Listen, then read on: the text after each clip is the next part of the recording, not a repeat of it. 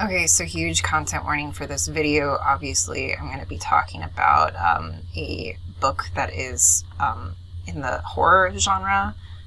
There will be sexual violence, there will be cannibalism, blood, and gore. There's also going to be spoilers for Handmaid's Tale, American Psycho, and you guessed it, Tender is the Flesh. Please proceed at your own discretion. Thank you. This is called Fling by Moonlight Meadery, and it's fucking delicious. I first tried it when I went to the Hobbit Cafe in Houston, Texas. Got super hammered, and it was delightful.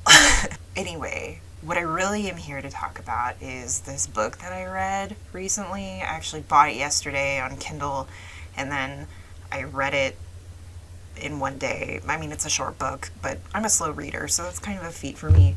I've kind of been in a place where I haven't been like actually able to finish books, and I was like, what's wrong with me? Am I in some sort of brain fog? Which might be true since I just had surgery like 5 weeks ago and I'm still not fully recovered. So yeah, maybe there's a bit of brain fog, but what I'm trying to say is I was scrolling through books and this one came up on a recommended feed, and I sort of just read some reviews and went with it, and it was absolutely amazing. It was probably one of the best books I've read in a long time. Man, like I have to show you how many like just highlights and notes that I took. Like I mean, I only do this with books that I absolutely hate or absolutely love. Like, there's no in between. Like, if the book's not that interesting, I'm not highlighting that much of it. And I highlighted a lot of things in here. So, let's get started. If you're not familiar with this book, I mean, it came out in like 2020, I think, and I'm a little late to the game, and I know it was like really fashionable for a while for like people to like post pictures of them eating meat while reading this book, because this book is actually about what if factory farming was applied to humans. So it's a horror dystopian speculative fiction novel, sort of like along the lines of like, I don't know, like the kind of stuff that Margaret Atwood would write, but like darker and more fucked up, and like you hate all the characters. So more like Bret Easton Ellis. I'm gonna try this mead. Oh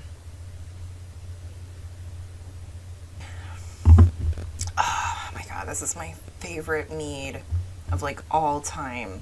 It's like really sweet and tangy. Sort of like, I don't know, like Sour Patch Kids, but like alcoholic, and I really like that. Also, it's kind of like diluted blood, which we like around here. Anyway, so yeah, this book. Well, first and foremost, it's almost like a vegetarian manifesto in a way. Like it really goes into detail how animals are factory farmed, but like applies that to humans. So it's a very heavy-handed in that way. But it's also not really about vegetarianism, because while it does bring up vegetarianism in some instances, it's just kind of like more about like the social problems that exist in our world and how governments decide to solve those problems. There is this disease that is plaguing all of the animals in the world except for humans.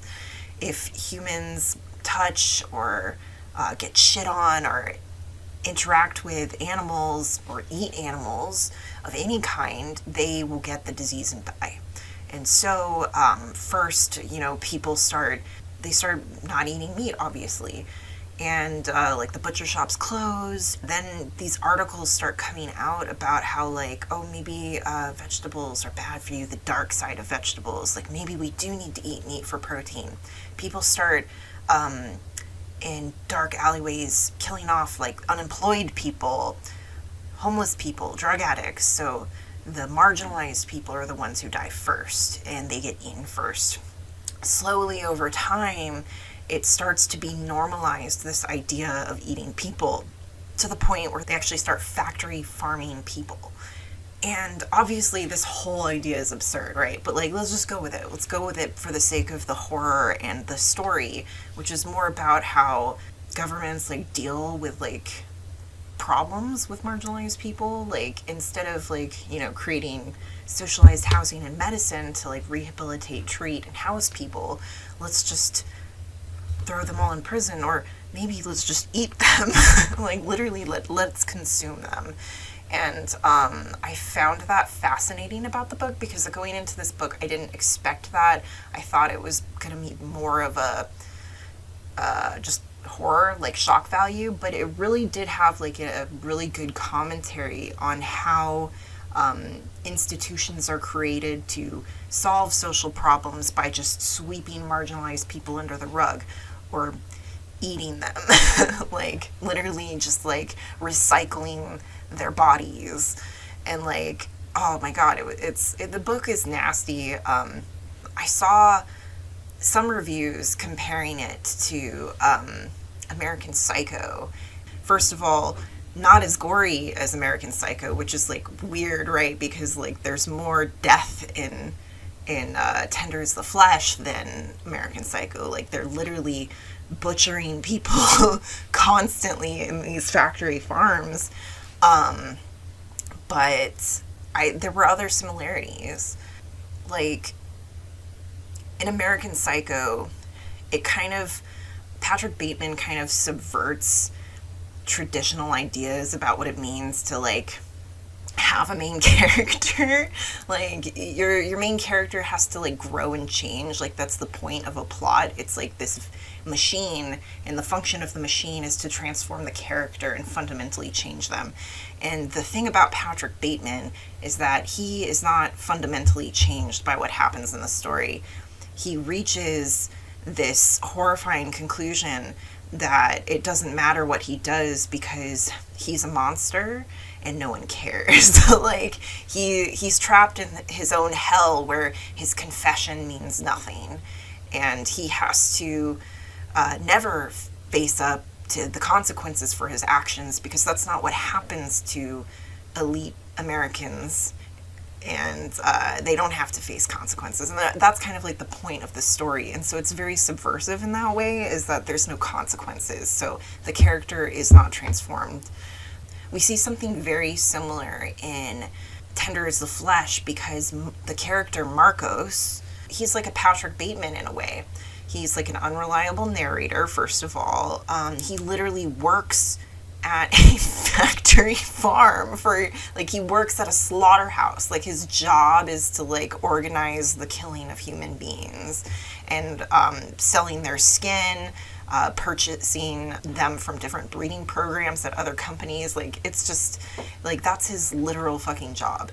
And also selling them to laboratories. But you discover at the end of the story that no, like, despite his like qualms with things, or his apparent qualms, like his squeamishness about going to the laboratory and speaking with the female Dr. Mengele, like, he is actually just as evil as the society that he lives in. And I was reading other reviews about, like, once I finished the book, I was like, I want to hear what, like, why does this book not have like a better rating on like Goodreads, for example? Like, why is it like less than 4 stars? Like, you know, I can think of a handful of books where it's like, you know, 4.2 or 4.5 on Goodreads, and it's like, the story's not that good. But like, people were saying, oh, that was a total 180 at the end. He just like completely changed, and like that it's not a 180. Like, Agustina was showing us the entire fucking time who this man was, step by step.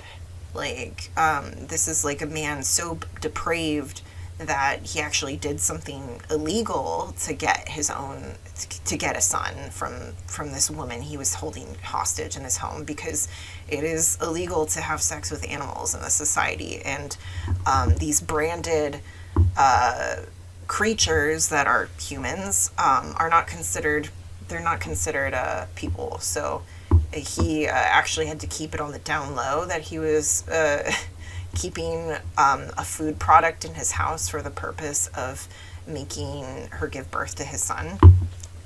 But I don't know. I thought it was brilliant. A lot of people felt like it was a 180 because he had been showing so many signs of like, desiring this the way things were before the transition to starting to eat other humans. And the fact that he cared so much about the dogs he found at the old abandoned zoo, and the fact that like he really seemed to understand that the disease that the animals had, that the reason why people couldn't eat meat anymore was a total fucking lie. Like he seemed to really understand that, so he knew he was living in a lie. It was almost like I saw like a lot of like Winston in this from 1984, but this is like if in 1984 you find out at the end that like Winston was like working for Big Brother the entire time, and the entire purpose was to like put Julia away. So like if Winston was the bad guy and like from the start he was going to betray Julia. Like that's what this book is. Like once we got to the part about the pregnant woman that he was keeping tied to his bed, like I was just like, I don't know if I can deal with this, because if this author is going to redeem this guy, good guys don't keep human beings tied to their bed and like impregnate them against their will, like you know what I mean, like but the author Augustina, she did not let me down, man. Like at the end, just bam, we got whacked on the head with like the grotesque nature of Marco's true evil, and that he was in it this entire time, not for Jasmine, not for the girl that he had cooped up in his house, and then like he was in it for himself and for the baby that he wanted to get out of this. Like that was incredible to me. I was like, hell yeah, thank you, because like thank you. And it made you go back and be like, yeah, he never called it our baby when he was thinking about Jasmine being pregnant in his house. Like he was just like, my baby, my child. Like, well, it's told third person, so it's like his child, like I also really loved like the heavy-handed nature of this book. Like if you're looking for something subtle, this book is not it. This book tells you exactly what it's about, but it's subtle in other ways, like what I was saying with the subversion of like the main character not changing in the story. I just think that this book was just so heavy-handed in like the most delicious way. Like for example, like if you're factory farming, like and you're working for a slaughterhouse, you're gonna sell some of that that skin to a tannery to be made into leather, to be made into bags and shoes and coats. And that's how the story opens. It opens with Marcos going to a tannery to speak with the owner of that tannery, and the owner comes out and he pours him this red tea, and he opens up this book of the different kinds of flesh that he's looking for, and he starts like massaging like the white flesh, like the white skin, and he's like, you have to be very careful with this skin. It can get damaged easily. We don't want to buy damaged white skin. And just like the lack of subtlety there with like the racism, but then also like the I don't know how you say it, but like they also like were talking about how like one extremely like famous like designer was gonna start making a clothesline with like black skin, and so it was this weird sort of discussion of like how racism comes into play with like even when you've like extracted the humanity from a person and they're just a body and still they have race. I don't know. I just thought that was like really interesting. I mean, I guess I sound like a dumbass when I'm saying that, but sometimes you just start to think about things in different ways when you're reading a book, and I don't know. This book was good for me in that sense. Like, it also made me feel bad because, the discussion of like using leather to make uh, shoes and handbags.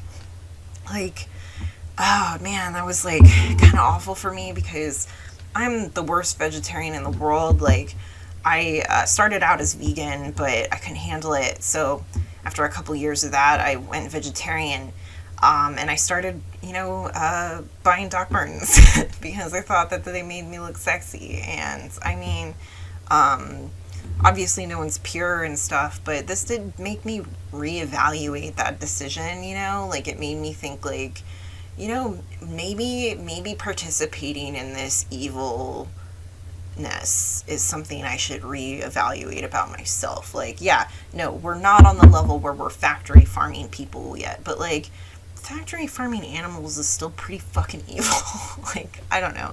And I think that one of the best things that this book does is it shows this like soft white underbelly of like the things that power our society, the wheel that moves the world, if you will.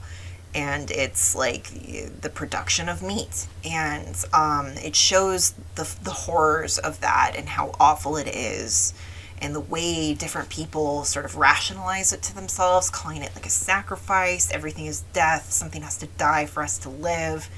Like, these are the ways that people also talk about other ills that we have in our society. Like, there's some evil in everything, right? That's sort of like the way people tend to justify things to themselves, like owning a pair of Doc Martens. And I think that like it shows that and then juxtaposes that soft white underbelly with like these extremely wealthy people, and then it takes it to a more upper middle class home where they're having a little party, a little get together, and the little kids on their phones. And then you go into the back of that house, and there's this sad naked woman without an arm because they're eating her arm at the party upstairs, and she's just sort of down there, and she can't speak because her vocal cords have been removed. She can't even scream when they are actually going to kill her. It's called Death by a Thousand Cuts. That's what the name of the recipe book is for how to cook your own person that you keep in your basement. Like, it's considered like a sign of like wealth if you can have your own head, as it's called in the story, which is a way of like dehumanizing the person by calling them a head, like you would call them a head of sheep or something. So there was a little bit of the android's dream of electric sheep in there, with like the way that owning living things makes you sort of appear more high class.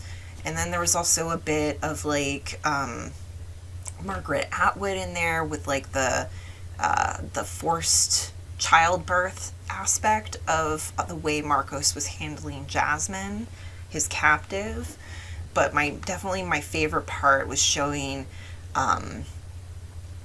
that normality of life, like the stuff that maybe you interact with every day as like a middle class person or whatever, versus like what people who like live in that soft white underbelly have to interact with and deal with every day, and the way that these worlds collide.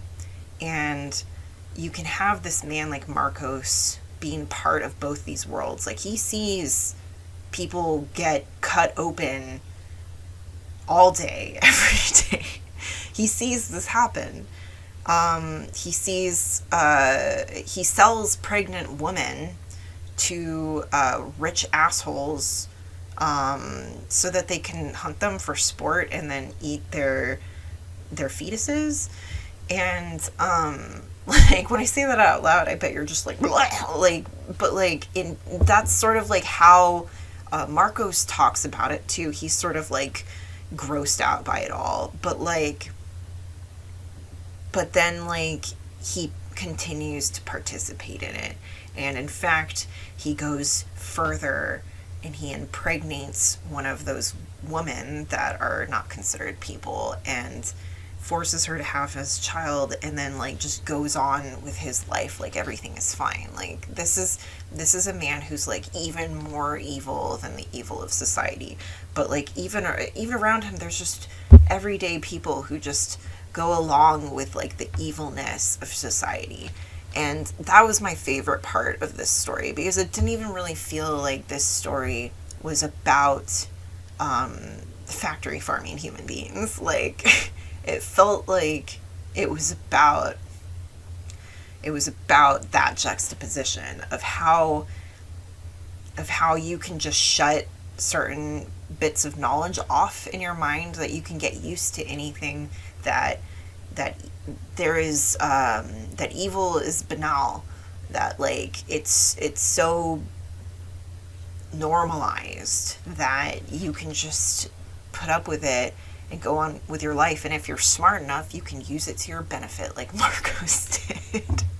Like that's the thing that I loved the most about this story, was pointing that out. And that's also why it really reminded me of like American Psycho, because I feel like American Psycho is very much pointing out the evil and corrupt nature that is like American elitism, American Wall Street type of bullshit. And like I think that this story does similarly a good job of like taking that and pulling the scope back and being like, it's all evil. The entire society is evil. And I really liked having that scope being pulled back so far. It was so good. I really, really am so glad that this story didn't turn into a 1984 type of situation where Jasmine is Julia and they like, you know, escape and they run off into the woods or something. And like, you know, he sort of like gets captured and then turned into meat. Like originally that was what I thought was where the story was going. And I thought ultimately Marco was going to get caught and turned into meat and like sort of die as like a martyr of like the resistance or something. I'm so fucking glad that that's not how the story went, because like I don't know how you could call Marco a hero given that he raped Jasmine, you know, and kept her tied to the bed and locked in a room. Like how can you even say that this man could be redeemed in such a short amount of time? Like I don't know. Anyway, so this book was great. There's so much more I want to say about it. I've been talking for a real long time, and I kind of just, I want to drink my mead, my red mead, and then I want to text my girlfriend or something, you know. Have a nice day.